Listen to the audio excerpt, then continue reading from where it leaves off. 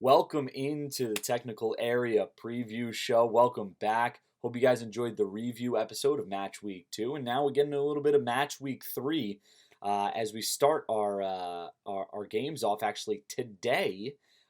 Today I'm recording on Friday, actually right before or in the morning of here in America, this game starts.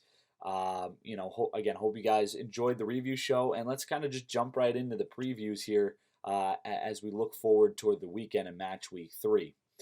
The first one I want to take a look at is Everton at Aston Villa. That'll be today, Friday, August 23rd at 3 p.m. Eastern Time, 8 p.m. over in England. That'll air on NBC Sports here in America.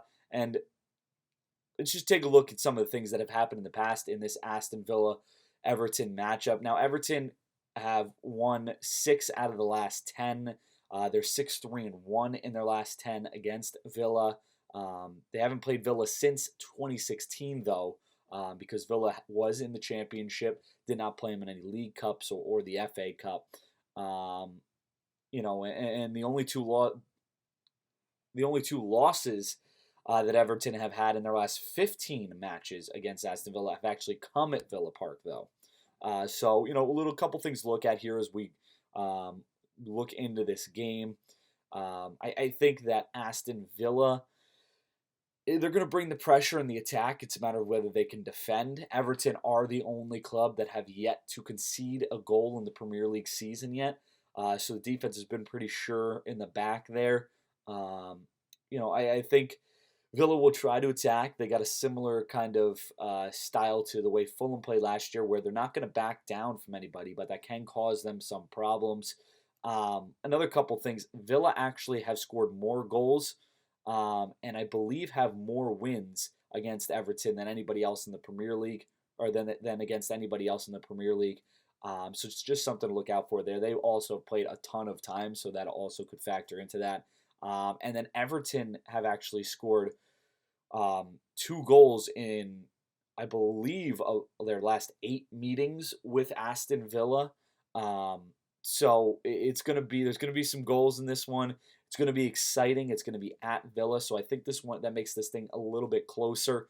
Villa have had some tough games in the past too. They took on Spurs to start off, got off to a great start, and then had a poor finish. And then against Bournemouth, it was quite the opposite, where they had a awful start and a much better finish. Lost both those games, though still no points out of the 2 games. Whereas Everton drew at Crystal Palace in a game where they did not play very well. And then won at Watford 1-0 in a game where they managed to get the goal early, but still haven't played, I don't think, to Everton's full potential offensively and going forward. Defensively, of course, they haven't let up any goals, so that's always helpful. In this one, though, I think when you look at everything, I think you got to go with an Everton win in this one. I think they narrowly win. My prediction as an Everton fan was 2-1. So let's see how that plays out today later on. Hopefully, fingers crossed for us Everton fans over here that we can get a win today and move top of the table for even just one day. Moving on to Saturday now, we'll take a look at the early game on Saturday. This one will be on national television here in America as well. Chelsea and Norwich City. Just looking at the background, Chelsea have not lost to Norwich since 1994. So that's a big factor in this one. And they've only given up 6 goals in that span. So in 15 games, they are 11-4-0 since 1994, giving up 6 goals. So that's pretty good. Obviously, things are different nowadays, and this is the first time these 2 teams have played in a couple of years. The last time they did play was in the FA Cup 2 years ago, in which both games ended in a draw, and Chelsea won it on penalties. It's going to be an interesting one, but I can't see Chelsea losing this one, even as poorly as they played the last couple games. They lost to United, of course, 4-0, as we've talked about, and then drew Leicester in a match where they controlled the early parts of the game but didn't play well in the back end. Norwich did get a win in their last game against Newcastle, 3-1, but I just can't see Chelsea falling apart that much, even on the road. And I think that this is Frank Lampard's first managerial win. I think Teemu Pukki will score. I think there'll be goals by both sides, but I think in the end, when you look at this one, you got to think that Chelsea win it, and they take this one home, take 3 points home, and maybe get this thing off the ground and running. Moving forward to the midday games here. Now, this one will take place at 10 a.m. over here on the East Coast. It'll take place at 3 p.m. over in England. Southampton at Brighton. This game is not televised. If you got NBC Sports Gold for the Premier League, you'll be able to watch this one. But other than that, you won't be able to. This one's an interesting one because these teams have only played 5 times in the Premier League. So obviously that, both these teams have had their stints in the Championship. The Premier League only being created in 1992. So, only about 27 years at this point that the Premier League has really been in play. But only the 5th time, so still a lot up in the air. In those 4 times that they've played, Southampton have never lost. There's been more draws than wins for them. They are 1-3-0 in the 4 games. But these 2 teams are completely different this year. It's going to be a good match. Brighton, I think this is the first. I think this is the first time they can actually get Southampton. I think in the end, Brighton win this one, maybe narrowly, because Brighton have been playing really, really well. They've looked really good in the first 2 games. Granted, they did play West Ham last game and only tied 1-1, but they played much better than deserving a 1-1 draw against the West Ham team, who did not play well at all. And then they won against at Watford, which is a great win. Meanwhile, Southampton have lost to Burnley and Liverpool. I just can't see Southampton doing enough to get a draw or a win out of this one.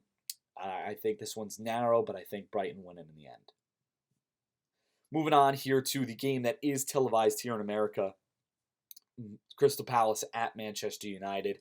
That'll be another 10 a.m. game here on the East Coast, 3 p.m. out there in England. And let's just, again, looking at since the beginning of the Premier League, United have never lost to Palace. That's 20 games. They're 16-4-0 in 20 meetings. And in all competitions, Man United are 21-5-1 since 1991-92, which is the last season before the Premier League started. It's hard to see Crystal Palace win this one. They've looked pretty bad over the course of the last couple weeks. They haven't looked good. Manchester United looked great in their first match. Well, not great, but good enough in their first match against Chelsea, where they managed to get a 4-0 win there. And then last match, they did have a little bit of fall off in the second half, but I can't see them losing at home to Crystal Palace, a team that even with Wilfried Zaha against a Sheffield United team on the road, they were unable to score any goals.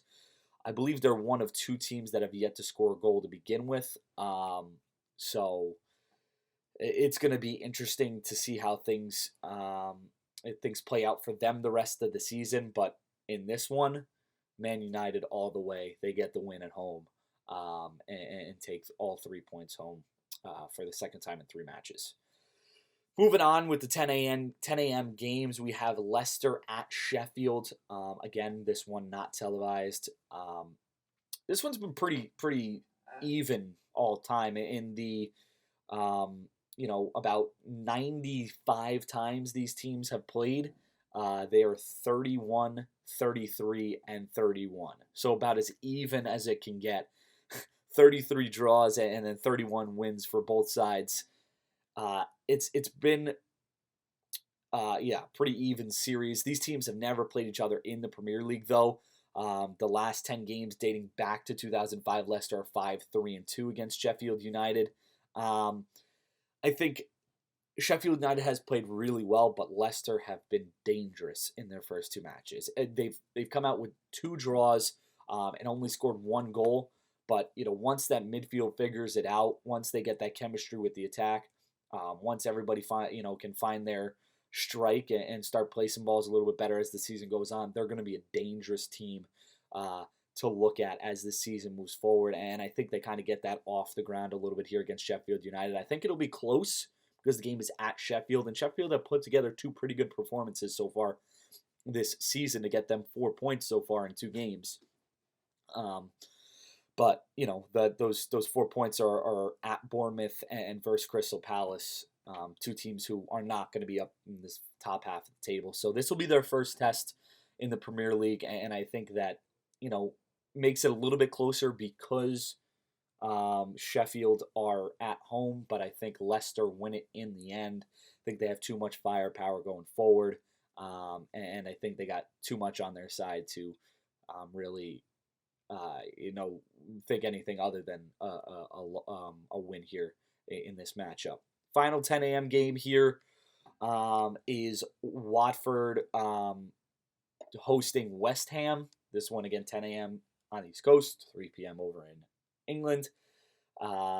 Last 10 matches between these two, Watford have won 4 and lost 4, and they've drawn 2.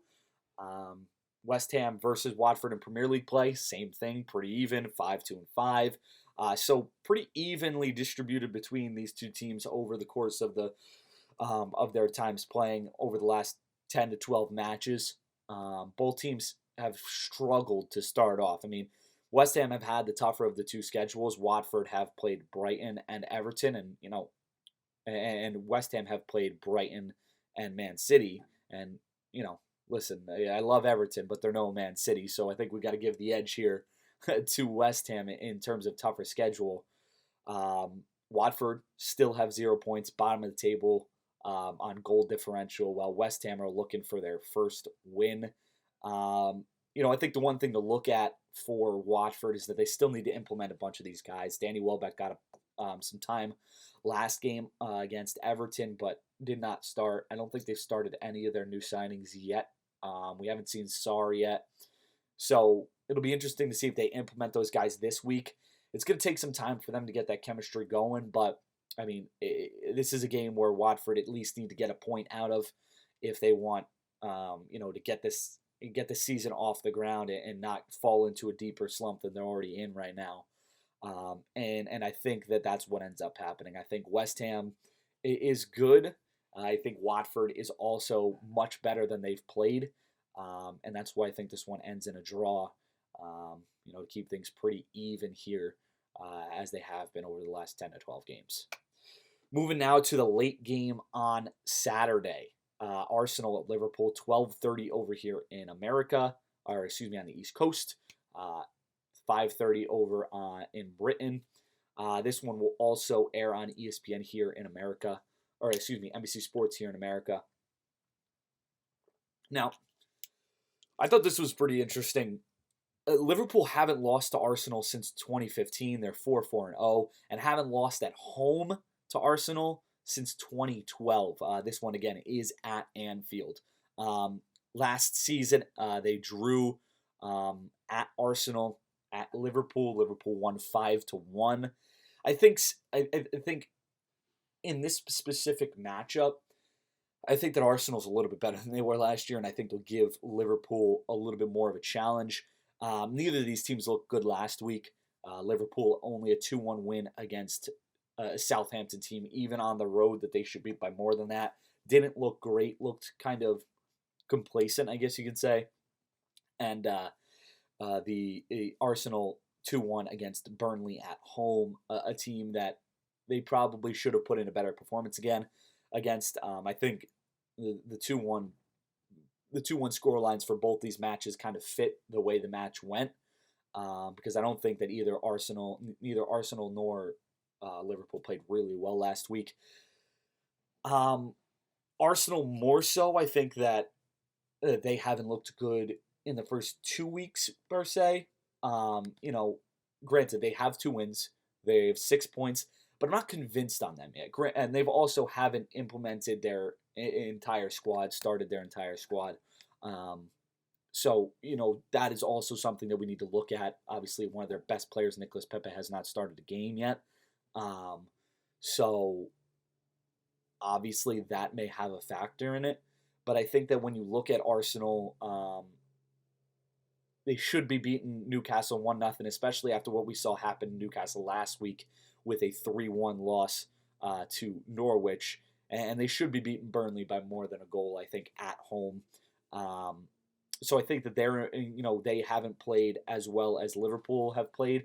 Obviously, Liverpool had a great first half against Norwich, 4 goals there, and gives you a little bit more promise towards that. But I think that there's two things we need to watch out for in this game, and that could determine how this game turns out. Danny Ceballos played fantastic last game, and he'll be phenomenal, I'm sure, again this game. It'll be interesting to see how he does now against some higher competition, but he's really shown some skill, some promise already this season in their last game against Burnley, and really should bring a lot of excitement to Arsenal fans. And then also, if this is the first time we get to see the Arsenal big three up front, you get to see Lacazette, Aubameyang, and Nicolas Pepe up front. That would be awesome against if we get to see that versus Liverpool's front three of Firmino, Salah, and Mane. That would be, I think that would be an unbelievable matchup of offenses. Obviously, test the defenses a little bit, and I think that if that is the case, and we're looking at the Arsenal big three versus the Liverpool big three in terms of who can score more goals, I got to go with Liverpool. I think their defense is a little bit better. Well, not a little bit better. I think they're a decent amount better than Arsenal's defense, and I think that's why Arsenal end up losing this game in the end, especially at Anfield.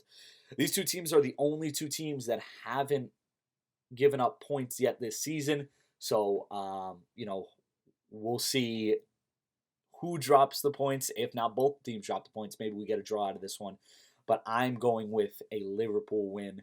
Think that they have too much power on the offense and they're too good defensively, or at least better than Arsenal defensively to lose or draw this one.